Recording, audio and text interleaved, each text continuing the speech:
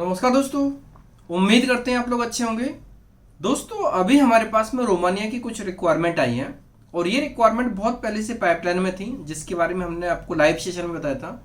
ये requirement construction worker profile के लिए है। दोस्तों इसमें जैसे कि आपको पता है कि कंस्ट्रक्शन साइट में कई ट्रेड होते हैं। फिलहाल के लिए हमें एजेंसी ने जो रिक्वायरमेंट दी, हमारे क्लाइंट ने जो रिक्वायरमेंट दी है वो एज ए कंस्ट्रक्शन वर्कर के लिए दी है, जिसमें से जो प्लेन हेल्पर होंगे, कंस्ट्रक्शन वर्कर हेल्पर होंगे, उनकी जो सैलरी होगी वो 750 यूरो के आसपास में रहेगी। 750 यूरो से 800 के बीच में, डिपेंड करता है एक्सपीरियंस कितना है, प्रोफाइल कैसी है। और जो ट्रेड प्रोफाइल्स होगी जैसे इलेक्ट्रीशियन, कारपेंटर, जो भी ट्रेड प्रोफाइल्स होगी, एज अ उनको जो ट्रेड प्रोफाइल का पोजीशन नहीं रहेगा, ऐसा रिक्रूटमेंट है वो एज ए इलेक्ट्रीशियन या कारपेंटर के रूप में नहीं है, ये एज अ कंस्ट्रक्शन वर्कर के रूप में है। लेकिन अगर कैंडिडेट को एक्सपीरियंस अच्छा है, सर्टिफिकेट्स हैं, अगर उनको नॉलेज है, तो उनके डॉक्यूमेंट अगर शॉर्टलिस्ट होते हैं तो उनको सैलरी 900 तक भी जा सकती है, 900 यूरो तक की भी सैलरी जा सकती है। बेसिक सैलरी 750 है और ये 900 तक भी जा सकती है। तो आप ये मान लीजिए कि जो लोग कारपेंट मिस कंस्ट्रक्शन साइट पर काम किया, जिन लोगों ने कंस्ट्रक्शन वर्कर के रूप में किसी भी कंट्री में, अगर गल्फ का एक्सपीरियंस होगा तो उसका वेटेज रहेगा। दोस्तों जनरली देखा जाए तो गल्फ का जो एक्सपीरियंस होता है ना, वो काफ़ी वेटेज रखता है। गल्फ में जो लोग भी प्लान करते हैं, गल्फ में जो भी काम होता है, वो एक प्रकार से वहाँ पर जो नॉलेज होता है, वहाँ का जो एक्सपीरियंस मैटर करता है, बहुत वेटेज होता है उसका। हर कंट्री गल्फ के एक्सपीरियंस को कंसिडर करती है और उसका वेटेज मिलता है। अगर किसी ने सिंगापुर में काम किया, वो लोग भी इसमें उनका भी वेटेज रहेगा, और गल्फ में काम किया उनका भी वेटेज रहेगा। बाकी कंट्री का भी होता है, लेकिन इन दो जगह का बहुत ज़्यादा वेटेज होता है। अगर किसी ने यहाँ पर काम किया तो ये मान लीजिए कि उसके एक्सपीरियंस के बेस पर उसको सैलरी ज़्यादा मिल सकती है। दोस्तों इंडिया के किसी भी स्टेट के लोग इसमें अप्लाई कर सकते हैं। वर्किंग वीज़ा रहेगा इसमें, एम्प्लॉयड वीज़ा, वर्क परमिट रहेगा, कॉन्ट्रैक्ट 2 ईयर का होगा, 1 ईयर प्लस रिन्यूएबल होगा। पहला वीज़ा 1 साल का होगा। जो बाकी criteria same to same as a Poland criteria. इसमें एज लिमिट 20 साल से लेकर 44 साल के बीच में एज होना चाहिए, मेडिकली फिट, फिजिकल फिट होना चाहिए, पासपोर्ट में 2 साल की वैलिडिटी होना चाहिए। रोमानिया के काम में थोड़ा सा टाइम लगता है, लगभग पोलैंड जैसा टाइम लगता है। जो हमारे पास में जो बहुत अर्जेंट रिक्वायरमेंट्स है उसमें जरूर बहुत फास्ट मोड पर है, लेकिन बाकी नॉर्मल रिक्वायरमेंट्स में लगभग पोलैंड जैसा ही टाइम लगता है। तो जो लोग भी रोमानिया जाना चाहते हैं वो इसमें प्लान कर सकते हैं, क्योंकि इसमें खास तौर से कंसुलेट का टाइम बहुत ज़्यादा लगता है।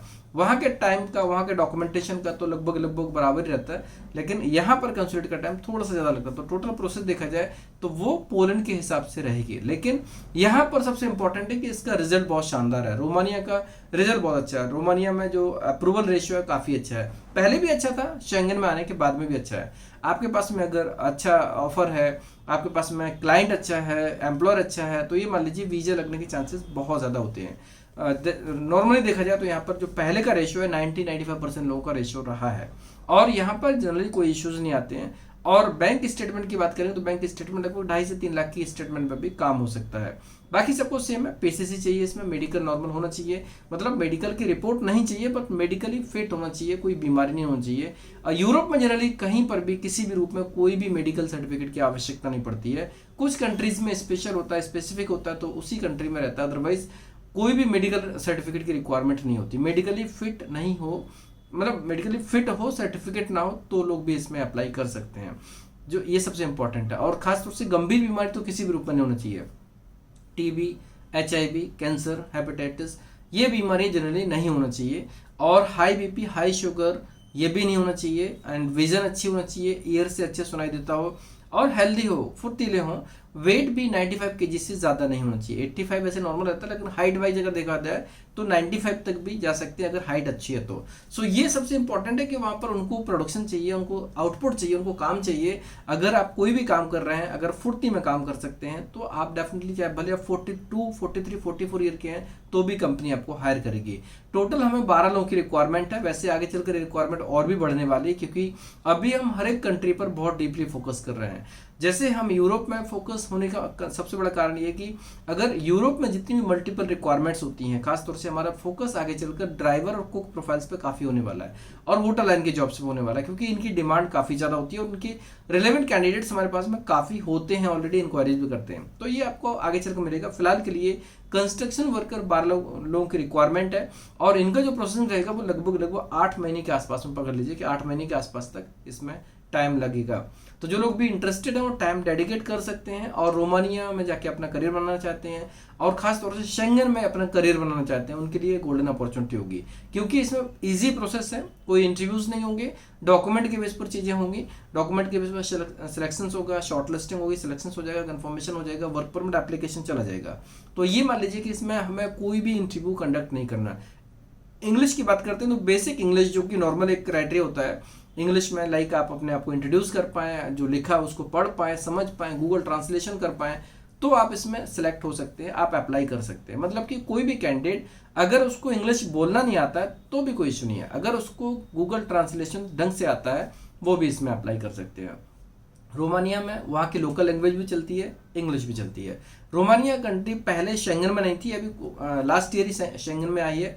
तो ये मान लीजिए कि शेंगन में आने के बाद भी यहाँ पर जो रेशो है, रेशो में ज़्यादा चेंजेस नहीं आए। हालांकि प्रोसेस थोड़ा सा टफ हुआ है, नो डाउट, पहले की तुलना में पहले थोड़ा सा इजी था, अभी थोड़ा सा टफ हुआ है, लेकिन यहाँ पर जो अभी प्रोसेस है वो शेंगन के पैटर्न पे ही है और रिजल्ट काफ़ी अच्छा है। सो हम उम्मीद करते हैं कि जो लोग भी इसमें अप्लाई करेंगे उनका रिजल्ट काफ़ी शानदार आएगा। 12 लोगों की रिक्वायरमेंट है, केवल मेल कैंडिडेट की रिक्वायरमेंट है। और यहाँ पर सबसे इंपॉर्टेंट है कि आपके डॉक्यूमेंट्स काफ़ी इंपॉर्टेंट हैं।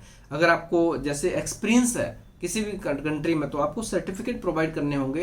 एम्प्लॉयर वेरिफिकेशन हो सकता है, इसलिए सोच समझ के डॉक्यूमेंट्स प्रोवाइड करेंगे।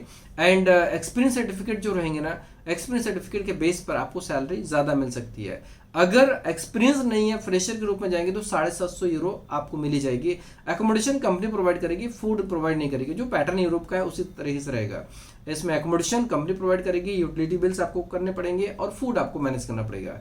168 आवर्स के लिए इसमें जो टाइमिंग रहता है 168 आवर्स देखा जाए तो लगभग 42 मतलब 44 घंटे के आसपास पकड़ लीजिए, 170 आवर्स पकड़ लीजिए, 170 आवर्स के लगभग की जो बेसिक सैलरी रहती है, लेकिन इसमें टैक्स मिला के होता है। तो जो एम्प्लॉयर ने हमें डील दी है, एम्प्लॉयर ने हमें जो डिमांड शेयर की है वो 9 आवर्स के हिसाब की है, 9 hours per week, 9 hours per day, 6 days per week के हिसाब से वर्क रहेगा इसमें। उससे ऊपर होगा तो ओटी मिलेगा। ओटी का कैलकुलेशन जो यूरोप में होता है पर आवर के हिसाब से वैसा रहेगा। ओटी जैसे गल्फ में या बाकी कंट्री में 1.5 गुना 2 गुना वैसा पैटर्न रहता है, यहाँ पर ओटी पर आवर के हिसाब से रहेगी। तो बेसिक सैलरी अगर आप देखेंगे ना तो बेसिक ड्यूटी आवर्स में अगर कैलकुलेट करेंगे तो अप्रोक्सीमेटली 750, 800, 900 यूरो के लगभग बेसिक आपको पड़ी जाएगी। ओटी मिला के 1000 तक भी जा सकती है। कोई भी कैंडिडेट इसमें प्लान कर सकते हैं और खासतौर से जो लोग गल्फ में एक्सपीरियंस्ड हैं वो डेफिनेटली कर सकते हैं। सबमिशंस की बात करें तो रोमानिया के लिए इश्यूज नहीं आते हैं। रोमानिया के लिए आप चेक करें तो रोमानिया में इजीली काम हो जाता है। हाँ, टाइम लगता है, ये अलग बात है, लेकिन अपॉइंटमेंट अवेलेबिलिटी बाकी सब चीज़ें बहुत ईजी रहती हैं।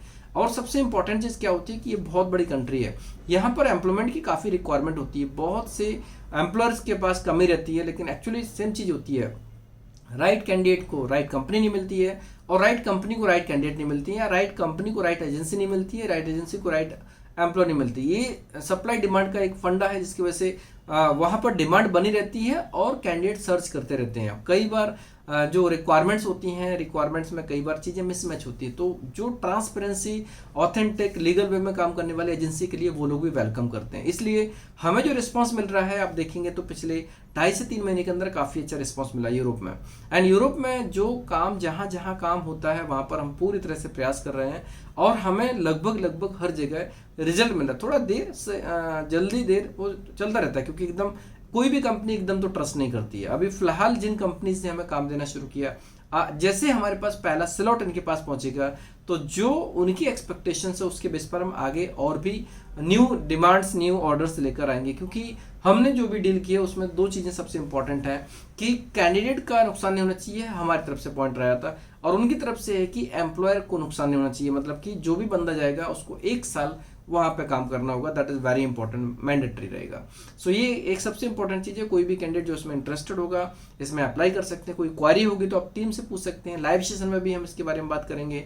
रिक्वायरमेंट्स तो बहुत सारी आने वाली हैं। फिलहाल के लिए 12 रिक्वायरमेंट कंस्ट्रक्शन वर्कर की, जहाँ पर सैलरी 750 से लेकर 900 यूरो के बीच में रहेगी, और ओटी मिला के देखेंगे तो लगभग जो रेंज आएगी वो लगभग 900 से लेकर 1000, 1100, 1200 तक भी जा सकती है। बट ओटी के लिए हम लोग कभी भी कमिटमेंट नहीं करते। ओटी मिल जाता तो अच्छी बात है आपको, अगर नहीं मिलता तो वो आपको मैनेज करना पड़ेगा। लेकिन सबसे इंपॉर्टेंट है शेंगन में एंट्री दिलवाना, लीगल वे में एम्प्लॉयमेंट वीजा आपको दिलवाना, और वहाँ पर एक प्रॉपर लीगल जॉब के साथ में ये सबसे इंपॉर्टेंट है। एम्प्लॉयर हमें फुल सपोर्ट करेगा जिस रूप में जैसे भी हो, ईमेल के माध्यम से, डॉक्यूमेंटेशन के माध्यम से, हर तरीके से। तो वीजा का रेशियो जो है ऑलमोस्ट वैसे ही रहेगा, 90 से 95% लोगों का वीजा लगेगा ही। सो दोस्तों ये रिक्वायरमेंट कैसे लेके, अगर आपको पसंद आई तो आप दोस्तों में क्लासमेट कलीग को शेयर कर सकते हैं, जिससे कि जो रिलेवेंट होंगे, एलिजिबल होंगे, इंटरेस्टेड होंगे, इसमें अप्लाई करके इस गोल्डन अपॉर्चुनिटी का लाभ ले सकते हैं। धन्यवाद।